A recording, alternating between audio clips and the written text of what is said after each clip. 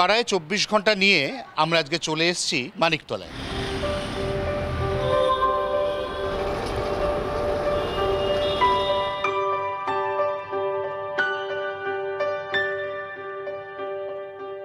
আমরা এই মুহূর্তে যে রাস্তার উপর দিয়ে হাঁটছি সেটা হচ্ছে চালতা বাগান।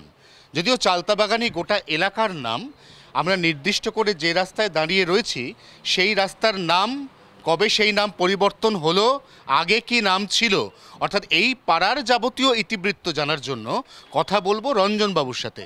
রঞ্জনবাবু, এই পাড়াটা এটা তো আদি কলকাতা, পুরনো কলকাতা, তাহলে তো এই পাড়ার বয়স তো অন্তত আমার যেটুকু ধারণা তাদের 150 থেকে 200 বছর। 150 থেকে 200 বছর আমরাও আমাদের সিনিয়রদের কাছে তাই শুনেছি।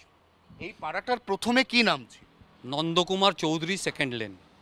নন্দকুমার চৌধুরী ছিলেন একজন স্বাধীনতা সংগ্রামী, তার নামে রাস্তা এখনো আছে পাশের গলিতে, Nandakumar Chowdhury lane. First lane, ওটা ফার্স্ট লেন ছিল, এটা ছিল সেকেন্ড লেন ছিল। হ্যাঁ, হলো তারপরে ডিএল রায় স্ট্রিট নাম হলো দ্বিজেন্দ্রলাল রায় স্ট্রিট। যেহেতু দ্বিজেন্দ্রলাল রায়ের এখানে বাড়ি, ওনার মৃত্যু এই বাড়িতেই হয়েছিল, তখনকার সরকার হোক যাই হোক তারা এই নামটা, এই রাস্তার নাম চেঞ্জ করে, এক্স্যাক্ট ইয়ার মালুম নেই, কিন্তু আমরা জানি যে তারপরেই এটা ডিএল রায়ের নাম হয়েছে।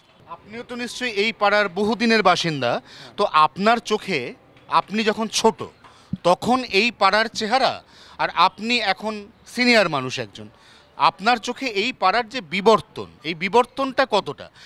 আমরা সাধারণত দেখি যে উত্তর কলকাতার ক্ষেত্রে কিন্তু একটা সাবেকি সেই পুরনো পাড়ার গন্ধ এগুলো খুঁজে পাওয়া যায়। আপনার পাড়া কি পুরনো কলকাতার পাড়াই রয়ে গেছে, নাকি এখন আধুনিকতার সঙ্গে তাল মিলিয়ে এটা কিছুটা নতুন কলকাতা হয়ে উঠেছে? আপনার কি মনে হয়?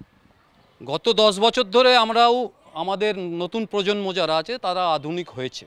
আমাদের পাড়া একটা সাবেকি পাড়া, আমাদের পুজোটাও এখানে যেটা হয়, দুর্গা পুজো হয় একটা, সেটাও 80 বছর পুরনো, সেটাও সাবেকি পুজো হয়।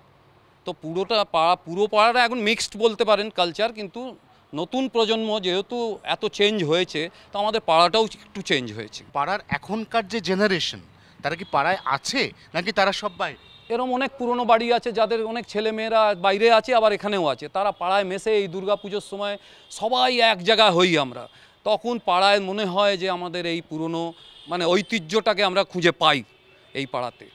আসলে উত্তর কলকাতায় যে শেকড়ের কথা বলা হচ্ছে, সেই শেকড়টা কিছু কিছু মানুষের মনে এতটাই গভীর, বিশেষ করে তিনি যদি প্রবীণ মানুষ হন, তাহলে তিনি যেন তার নিজের পাড়ার গল্প শেষ করতেই চান না।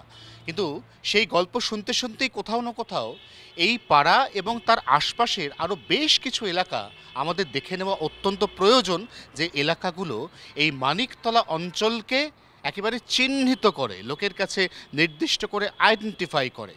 এরকমই একটা অদ্ভুত সুন্দর আইডেন্টিফিকেশন হচ্ছে মানিকতলা বাজার, আমরা দেখব।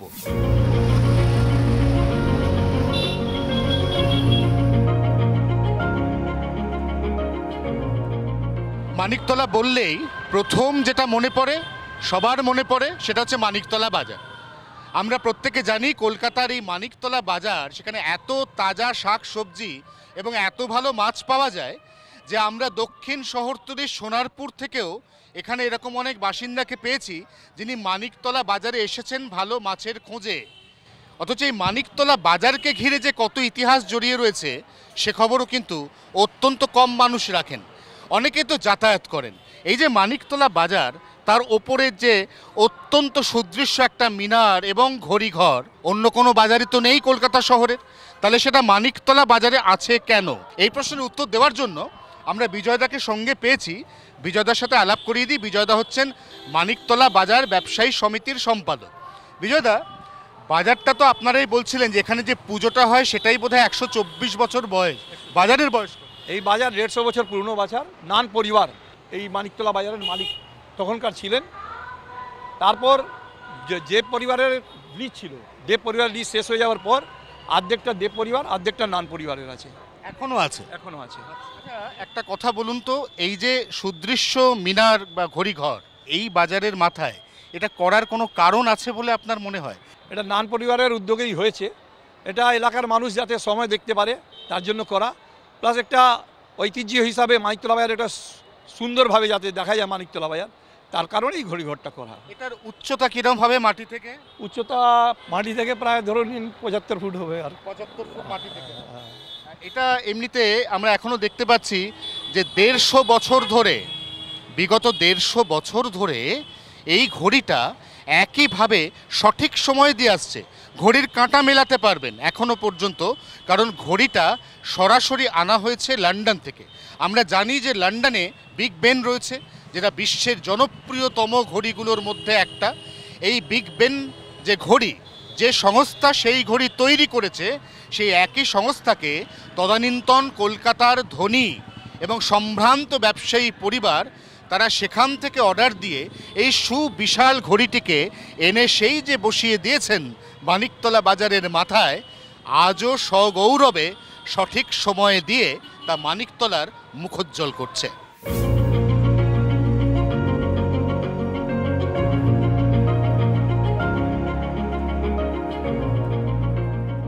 মানিকতলার অন্যতম বড় আকর্ষণ মানিকতলা সেন্ট্রাল ব্লাড ব্যাংক।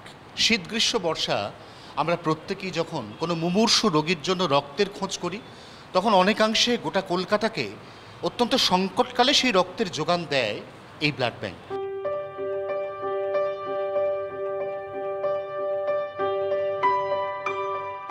মিহিরবাবু 85 বছর বয়স, এই এলাকার একজন দীর্ঘদিনের বাসিন্দা। মিহিরবাবু, এখানে আপনার জন্ম। এই ব্লাড ব্যাংকটা কবে তৈরি হলো? সে সালটাই বলতে হবে। তাও কত বছর? অজিত পাজা এইটা যখন স্বাস্থ্যমন্ত্রী ছিল তখন অজিত পাজার আগে তৈরি হয়েছে, কিছুদিন আগে। সালটা আমার মনে নেই, বলতে পারবো না। প্রতিদিন এই ব্লাড ব্যাংকের কর্মকাণ্ড, অর্থাৎ এই ব্লাড ব্যাংকে অগণিত মানুষ আসেন, রক্তের সংকট তারা এখান থেকে অনেকটা মোচন করতে পারেন। এনাদের কি বলবো, সার্ভিস যেটা খুবই ভালো। লোককে অ্যাটেন্ড করে, বলে যে অপেক্ষা করুন, এইটা অনেকে বলে না। সমস্ত রকম গ্রুপের ব্লাড কি এখানে মোটামুটি অ্যাভেলেবেল থাকে? হ্যাঁ, কারণ ওরা তো রেগুলার কালেকশন করে। আমরা সন্ধ্যের পরে এখানে থাকি, তখন ওরা গাড়ি নিয়ে এসে রক্তগুলো ডিস্ট্রিবিউট, যেটা কালেকশন করে সেটা এখানে জমা দেয়। এখন কি পরিষেবা আগের থেকে অনেক উন্নত? অনেক উন্নত হয়েছে, অনেক, মানে ডাবলে কেন 4 টাইমস উন্নত হয়েছে। একেবারেই তাই, এবং ঠিক সেই কারণে আমরা এই মুহূর্তে দেখতেও পাচ্ছি যে মানিকতলা ব্লাড ব্যাংক দিনের যে কোনো সময় এখানে আসার পরেই কিন্তু এখানে একাধিক রোগী বা তার পরিজনের ভিড় থাকে। এবং এই গোটা এলাকাতে এই মানিকতলা সেন্ট্রাল ব্লাড ব্যাংক একটা অন্যতম গুরুত্বপূর্ণ লোকেশনও বটে।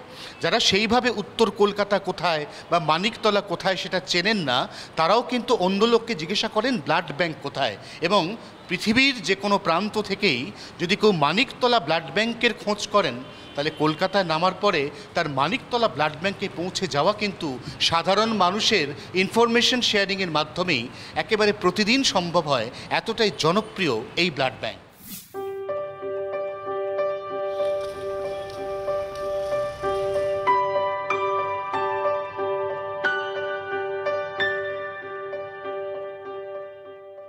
মানিকতলায় এখন যেখানে বসে কথা বলছি, এই রোয়াকের বয়স কত আপনার কোনো আন্দাজ আছে? আমরা বরঞ্চ একটু বাপনের সাথে কথা বলি। বাপন, এই জগৎজননী মন্দির অত্যন্ত জাগ্রত মন্দির তো আমরা জানি, কিন্তু তার মধ্যে একটা হেরিটেজ, একটা ইতিহাস, সব কিছু একবারে মিলে মিশে একাকার হয়ে গেছে। তো জগৎজননী মন্দিরের বয়স কত? নিয়ার অ্যাবাউট 200 বছরের কাছাকাছি। কে তৈরি করলেন? এটা মুকুন্দ মোহন সাহা এবং রূপচাঁদ সাহা নামে দুজন ছিলেন, ঠিক আছে। তো মুকুন্দ কুমার, জনার্দন সাহা, এরা দুজনে মিলে তৈরি করেছিলেন এই মন্দির, সৃষ্টি করেছিলেন। স্বপ্নাদেশে পেয়ে মন্দির তৈরি হয়েছে। ওনারা কারা? ওনারা ছিলেন হচ্ছে মেনলি পানের ব্যবসা ছিল ওনাদের, হ্যাঁ। তো ওনারা এসে তখন স্বপ্নাদেশে পেয়ে এই মন্দির স্থাপিত করেন মায়ের আদেশে, এবং দীর্ঘদিন ধরে সেই 175-200 বছরের কাছাকাছি আস্তে আস্তে বংশ পরম্পরায় এই জিনিস পুজো হয়ে আসছে, মায়ের সেবা হয়ে আসছে। আমরা যে জগৎ জননী বলছি, আমরা আসলে কোন প্রতিমার কথা, কোন মায়ের কথা বলছি? এবং সেই মাকে নিয়েও কিন্তু একটা ভীষণ নস্টালজিক গল্প লুকিয়ে আছে মানিকতলারই জগৎ জননী মন্দিরে। সেই গল্পটা, মায়ের যে রূপ, সেই রূপটা একটু জানতে চাই। এই জগৎজননী হচ্ছে, এটা প্রকৃতপক্ষে পুজো হয় রীতি রেওয়াজ মেনে, এবং এই মায়ের যে জাগ্রতটা, এটা পরিবারবর্গ যারা রয়েছে তো পরিবারবর্গ থেকে শুরু করে সমস্ত রকম আমরা যারা সেবা করি, আমরা যারা সেবায়েতে রয়েছি, এই সেবায়েতেরাও বিভিন্ন রকমভাবে তার প্রমাণ দিয়েছেন মা। বিভিন্নভাবে আমাদেরকে আগলে রাখেন মা, আমাদের পরিবারকে এবং আমাদের ইয়েতে।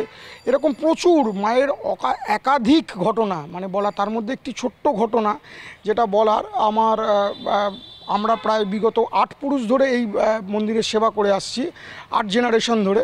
তো সেখানে আমার বাবার সাথে ঘটনাটি ঘটেছিল। তো বাবার প্রচণ্ড জ্বর ছিল, তিনি উঠতে পারছেন না, মায়ের সেবা করতে পারছেন না। তো মা কোনো রূপে এসে আমার বাবাকে বলে যে ওঠ, চান কর, আর আমার সেবাটা করে যায় সে। তো আমার যথারীতি আমার বাড়ি, আমাদের উল্টো দিকেরই বাড়িতে গিয়ে বাবা চান করে কষ্ট করে এসেও সুস্থ এবং সবলভাবে আবার মায়ের সেবা করেছে। একটা 200 বা তার বেশি বয়সের মন্দির মানিকতলায়, এরকম কত ঐতিহ্য, কত হেরিটেজ। অনেকেই মন্দিরের পাশ দিয়ে যান, কেউ মানিকতলার বাসিন্দা, কেউ বা মানিকতলার বাসিন্দা নন, হয়তো এখানে এমনিতেই ঘুরতে ঘুরতে এই রাস্তা দিয়ে তার পাস করার প্রয়োজন হয়ে পড়েছে। এই যে অসম্ভব সুন্দর ঝাঁ চকচকে পুরনো দিনের ব্রিটিশ আমলের কাঠের দরজার গোলাপি রঙের বাড়ি, এই বাড়ির ভেতরের জাগ্রত মায়ের যে গল্প, সেই মায়ের যে মাহাত্ম্য, যে মহিমা, এই মহিমাও কিন্তু কোথাও না কোথাও এই মানিকতলা গোটা এলাকাটাকেই সমৃদ্ধ করে।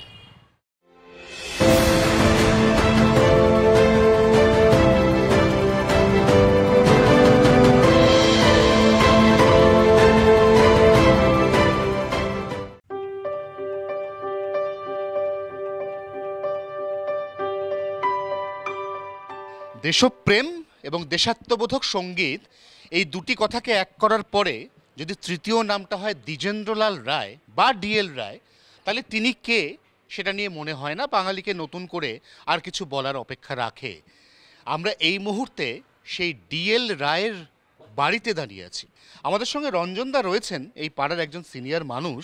রঞ্জনদা, আপনার সঙ্গে কথা বলে জানার চেষ্টা করব যে কোন বছর থেকে কোন বছর পর্যন্ত এই বাড়িতে থাকতেন এবং শিল্প সৃষ্টি করতেন। একের পর এক কালোজয়ী শিল্প সৃষ্টি করে গেছেন তার কলমের মাধ্যমে দ্বিজেন্দ্রলাল রায়। ডিএল রায় এই বাড়িটা নিজের ওয়াইফের নামে, সুরবলার নামে বানিয়েছিলেন।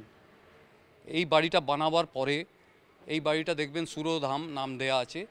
তো এই বাড়িতে পূর্ণিমা মিলন উৎসব হতো প্রত্যেক বছর, তখন দ্বিজেন্দ্রলাল রায় নিজে এসে এই বাড়িতে থাকতেন আর ওই পূর্ণিমা মিলন উৎসবটা এখানে পালন করতেন। আমরা দেখতেও পাচ্ছি, এখানে আমরা এখনো দেখছি যে এখানে ডিএল রায় স্মৃতি পাঠাগার রয়েছে, রাস্তার নাম ডিএল রায় স্ট্রিট। অর্থাৎ সব মিলিয়ে এই পাড়া মানিকতলার, সেখানে কোথাও না কোথাও মানুষের মনে, প্রাণে, অন্তরে, আত্মায় দ্বিজেন্দ্রলাল রায় যেন মিলেমিশে একাকার হয়ে গেছেন। তিনি যখন একের পর এক সৃষ্টি করছেন, যে সৃষ্টিগুলো গোটা দেশকে দেশাত্মবোধ শেখাচ্ছে, জাতীয়তাবোধ শেখাচ্ছে, দেশের মানুষকে দেশ নিয়ে গর্ব করতে শেখাচ্ছে, সেটা মোটামুটি কোন সময়ের কথা বলে আপনি শুনেছেন? আমরা শুনেছি 1900 শতাব্দীতে, যখন উনি এখানে অনেকগুলো নাটক আর দেশপ্রত গান লিখেছেন, তখন আমরা শুনেছি এইগুলো এখানে করতেন। আর একটা তাহলে প্রশ্ন করি আপনাকে, সেটা হচ্ছে যে এই যে বাড়ি, এই বাড়িকে যেভাবে একটা হেরিটেজ সংরক্ষণের মতো একটা প্রয়োজনীয়তা ছিল, সেটা কি পালিত হয়েছে? সেটা পুরোপুরি পালিত হয়নি। কিছুদিন আগে এই বাড়িটাকে ডিহেরিটেজ করে একটা চক্রান্ত চলেছিল প্রমোটিং করা, সেটা আমরা প্রতিবাদ করেছি, পাড়ার লোকেরা প্রতিবাদ করেছে, অনেকেই প্রতিবাদ করেছে। করে তখন আমাদের এই বটতলা কেন্দ্র ছিল, বটতলা কেন্দ্রের এমএলএ, তখন উনি এটার মধ্যে হস্তক্ষেপ করেছেন, করার পরে এটাকে আবার হেরিটেজ ডিক্লেয়ার করা হয়েছে। এই পাড়ার বাসিন্দারা দ্বিজেন্দ্রলাল রায়, তার সৃষ্টি, তার এই বাসভবন, এই সব কিছু নিয়ে খুব খুব গর্ব অনুভব করেন এবং সেই গর্বের জায়গাটাই কোথাও না কোথাও মানিকতলাকে করে তুলেছে আরও অনন্য।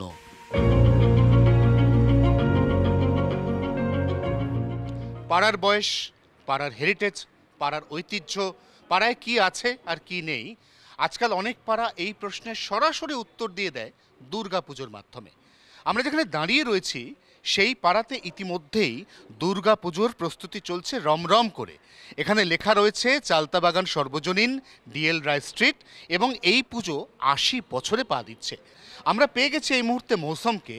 মৌসুম মুখার্জি এই পুজোর সম্পাদক, এই পুজোর অন্যতম পৃষ্ঠপোষক এবং এই পাড়ার ইয়াং জেনারেশনের সেই প্রতিনিধি, যে প্রতিনিধি কিন্তু এখনো পর্যন্ত একদম ফুল হার্টেডলি নিজের পূর্ণাঙ্গ সময় দিয়ে এই পুজোটাকে দাঁড় করিয়ে দেওয়ার চেষ্টা চালিয়ে যাচ্ছে।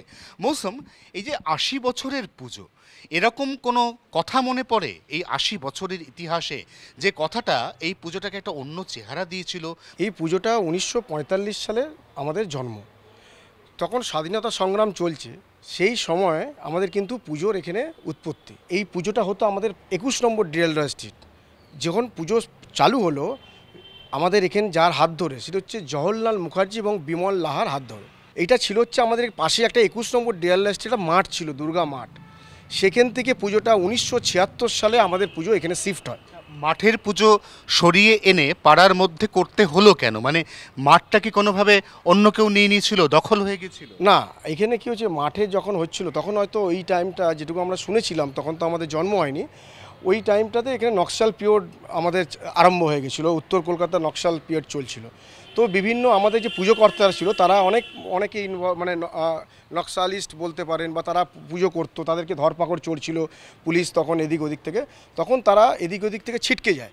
এবং ওইখানে যখন পুজো হতো যেসব সংগঠনিকরা ছিল তারা ভয়ে পাড়ায় মানে আসতো না। তার ফলে কি করে এখানকার যে বাসিন্দারা ছিল তখন এই পুজোটাকে ওই মাঠ থেকে নিয়ে এসে আমাদের এই পুজোতে, মানে এই পাড়াতে আমাদের প্রতিষ্ঠাপন। পাড়ার মধ্যে থাকলে একটু ঘেরাটোপে থাকবে, একটু প্রোটেক্টিভ থাকবে, পাড়ার লোকজন অষ্টপ্রহর প্রতিমার ওপর নজর রাখতে পারবে, মূলত কি সেই কারণ? হ্যাঁ, সেটাই কারণ, মূলত এইটাই কারণ যে যেহেতু ওইদিকে ওই মাঠে হলে গেলে, মাঠে কেউ যদি মূর্তি ভেঙে দিয়ে চলে যায়, কেউ যদি আগুন লাগিয়ে দেয়, তাহলে তো আমরা দেখতে পারবে না। কিন্তু পাড়া যেহেতু ওইখানকার লোকেরা চলে গেল, মানে পুজোটার মধ্যে ইনভলভ আমাদের এই পাড়ার লোক হয়ে গেল, তখন আমরা এই পুজোটাকে এখান থেকে আমাদের নিজেদের আন্ডারে রাখলাম এবং আমাদের সিনিয়ররা পুজোটা আমাদের এই গলির থেকে স্টার্ট করলো। এরকম কত না জানা গল্প লুকিয়ে রয়েছে কলকাতা শহরের প্রত্যেকটি অলিতে গলিতে, পাড়ায় মহল্লায়। আমরা আপনার পাড়ায় গিয়ে সেই সমস্ত না বলা কথা, অজানা গল্প তুলে আনতে পারি। আমাদের সঙ্গে যোগাযোগ করতে, আপনার পাড়ায় আমাদেরকে ডাকতে যোগাযোগ করুন, হোয়াটসঅ্যাপ করুন এই নাম্বারে। এবং এই নাম্বারে যোগাযোগ করার পরেই যদি মনে হয় যে আপনার পাড়ার মধ্যেও লুকিয়ে আছে এরকম কোনো অন্য গল্প, তাহলে অবশ্যই আপনার পাড়ায় জি24 ঘন্টা। বাংলার আওয়াজ, বাঙালির আবেগ, জি24 ঘন্টা।